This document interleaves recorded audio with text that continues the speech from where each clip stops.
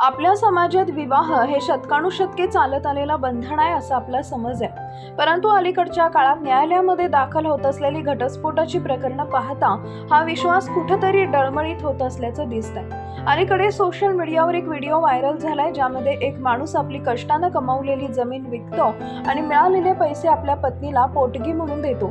जेव्हा तो तिला पैसे देतो तेव्हा त्याच्या डोळ्यातील वेदना, मौन आणि असहाय्यता पाहून सर्व नेटकऱ्यांच्या डोळ्यात अश्रू आले। हा केवळ एक आर्थिक व्यवहार नाही, ही एका स्वप्नाच्या अंताची कहाणी आहे, आयुष्यभराच्या संघर्षाची कहाणी आहे। सर्वसामान्य माणसासाठी जमीन म्हणजे केवळ माती नाही, तर ती त्याच्या उदरनिर्वाहाचं साधन आहे। ऊन पावसाची पर्वा न करता तो तिचं रक्षण करण्यासाठी रात्रंदिवस घाम गाळतो। आपल्या भावी पिढ्यांसाठी काहीतरी वाचवणे आणि आपल्या कुटुंबाची भूक भागवणं हे त्याचं ध्येय असते। व्हिडिओमधील त्या माणसानं ती जमीन मिळवण्यासाठी कदाचित वर्षानुवर्ष कठोर परिश्रम केले असतील, किंवा त्याला आपल्या आई वडिलांकडून वारसा हक्कानं मिळालेल्या त्या मालमत्तेवर स्वतःच्या जीवाहूनही जास्त प्रेम असेल। मात्र कायदेशीर नियम आणि तुटलेल्या नात्याच्या अटळतेमुळे आज त्याला ती जमीन विकावी लागत आहे। लग्नानंतर एकत्र राहण्याची शपथ घेतलेल्या त्याच्या पत्नीला आता विभक्त झाल्यावर त्या जमिनीसाठी पैसे देण्यास भाग पडले। त्या अश्रूंचा अर्थ काय? पैसे देताना डोळ्यात अश्रू दाटून येतात। हे अश्रू केवळ पैशाच्या नुकसानीमुळे नाहीये, त्यात अनेक भावना सामावलेल्या आहेत। अपयशाची वेदना, एक सुंदर कुटुंब निर्माण करताना आलेलं अपयश, भंगलेली स्वप्न, जमीन कसण्याची आणि आनंदी राहण्याची इच्छा कुऱ्हाडीच्या घावानं थांबली।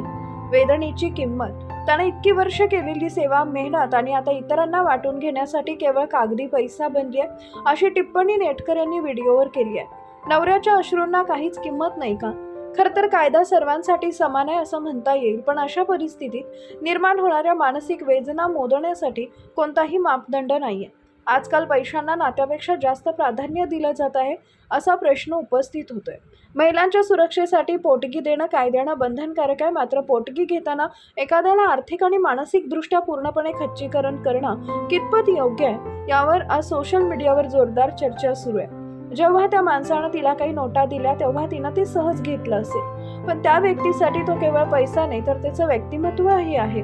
जर एखाद्या शेतकऱ्यानं किंवा मध्यमवर्गीय व्यक्तीनं आपली जमीन गमावली तर त्याला हात किंवा पाय गमावल्यासारखे दुःख होते।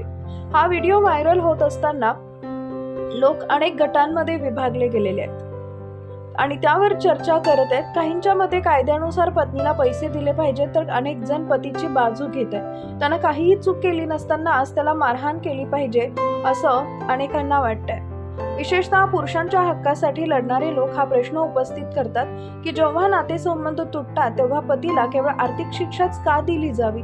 पण कायद्याच्या पलीकडे जिथं व्यक्त झालेली मानवी भावना प्रत्येकाला अस्वस्थ करते।